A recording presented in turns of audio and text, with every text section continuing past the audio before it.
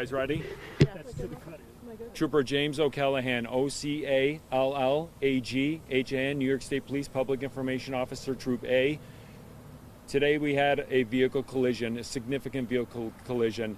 It is a tour bus coming out of Niagara Falls back to what we believe New York City, and it had about 50 plus passengers on that, women, children.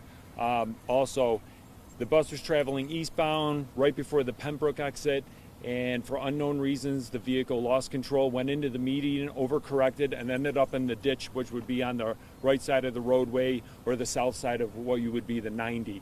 And at this time we have multiple fatalities, multiple entrapments, and multiple injuries. You can see behind me the amount of first responders from a lot of different police agencies besides New York State Police, fire, EMS, helicopters.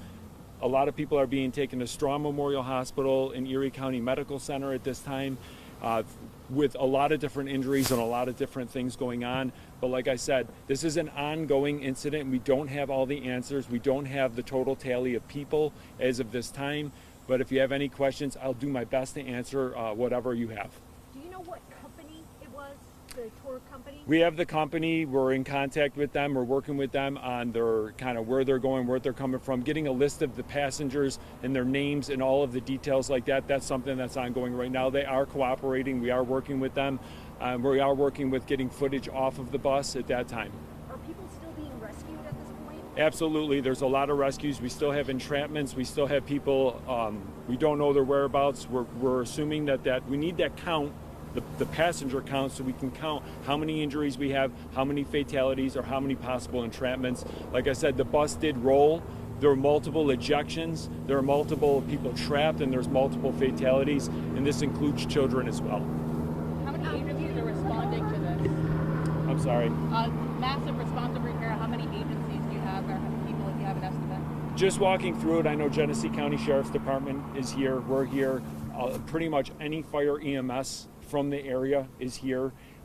Like I said, we have the DOT and we have the Thruway Authority closing the lanes, trying to shift people around, trying to get people off from being stranded on the 90. That's also an importance. People have families, people have kids, people travel, and we don't want people sitting on the 90 without food, without the proper necessities. So they are working at the same time we are working. They're working to clear and turn around those throughways, clear the people out, and that's why you're going to see a large amount of people moving in a lot of different directions. A very volatile scene. You have to remember that we have vehicles going the wrong way on the 90, but it's to clear traffic out. We want to make sure we're taking care of our travelers as well as we're taking care of the people related in this incident. Well, we hear that it's a tourism bus. Can you talk about the nationalities, or is that information not available right now? Nope. The nationalities, most of the people speaking on the tour bus would be Indian, Chinese, and Philippine. So we have all that. We have translators coming in to work with those languages. But right now, like I said, we have a lot of people injured. We have a lot of people over there. You're going to see people coming in and out of here. A lot of ambulance. You can see there's helicopters lined up behind me. Depending on who we have people entrapped. They may be alive but entrapped. And depending on those injuries, that's why we have the staging with the helicopters, because depending on their injuries and how significant they could be, we will take them to Strong or Erie County Medical Center. Just a point of clarification, the fatalities, does that include children, or are children just among the injured? We believe that there is a child that is a fatality.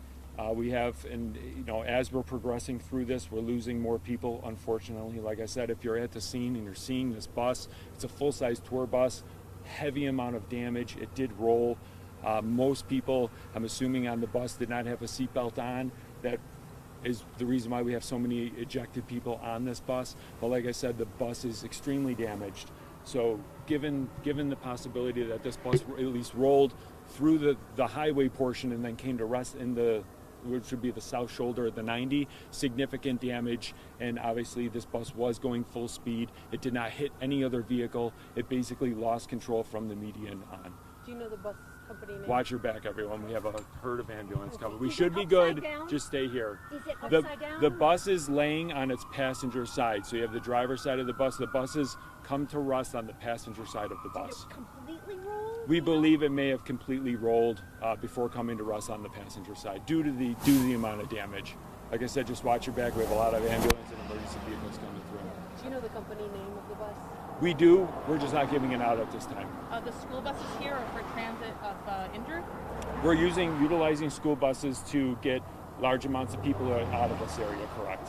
Like I said, you might be injured, but those injuries aren't, we're dealing with the worst injuries first and getting them out of here. We have, I would say, almost every person on this collision has some sort of cut, bruise, or abrasion is an injury. It's just a matter of prioritizing the most severe and getting them the assistance that they need at this time. What about the driver? Is the driver still? The driver is alive and well. We're working with him. We believe we have a good idea of what happened and why the bus lost control. We just want to make sure that all the details are thoroughly vetted. We will work with the company. Typically there's camera footage inside of those vehicles, and as this progresses, this investigation with our Bureau of Criminal Investigation, they will give us more information, and at that time I will have a release out with more details and maybe a cause and obviously a total count of how many passengers were on this vehicle, how many fatalities they have. But at this time there are so many emergency crews working to try and move that bus and get the entrapped people out of there. We'll have a better idea as this unfolds. I know you mentioned that there were people of multiple nationalities on the bus. Considering the tourism of Niagara Falls, has there been any sort of language barrier or difficulties talking to people?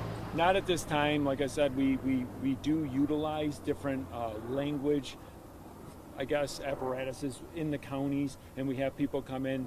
A lot of times it's very obvious when you're at a scene like this. You may not understand them, but you can tell what's going on, and we will seek the help and give them the help that they need.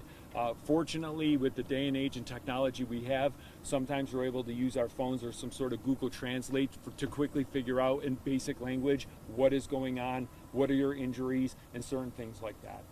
For people who are trapped waiting on the other side of the highway, what's the ETA on getting them out of here?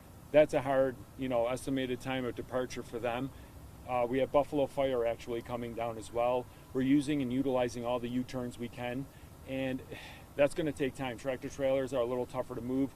At this time, a lot of the bigger vehicles, commercial vehicles, are going into the driving lane, which would be the right lane. Keep the shoulders open for emergency vehicles to use.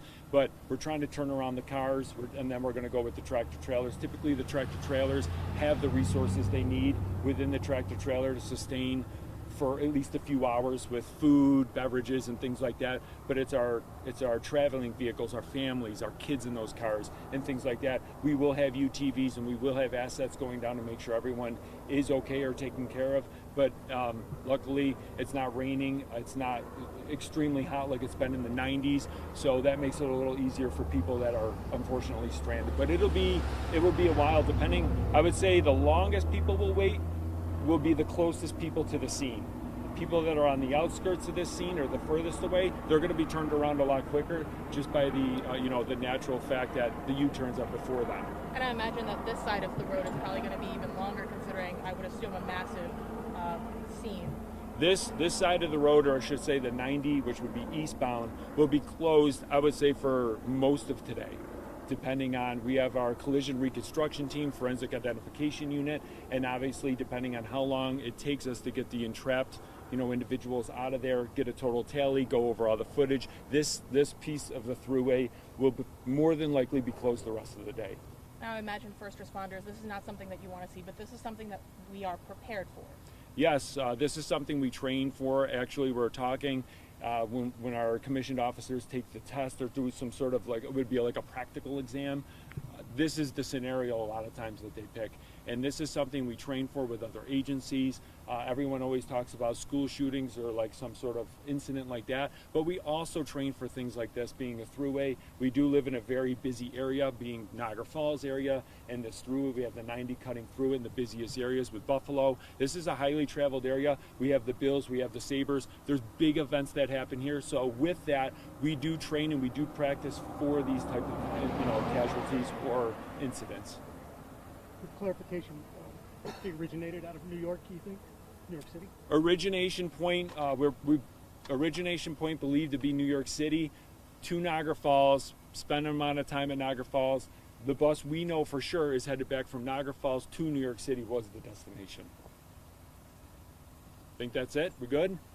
Thank you. Thank you. Get the Rochester First streaming app today for everything you love from News 8 on demand. Plus exclusive shows you won't see anywhere else. Search ROC and download for free on Roku, Amazon Fire, and Apple TV.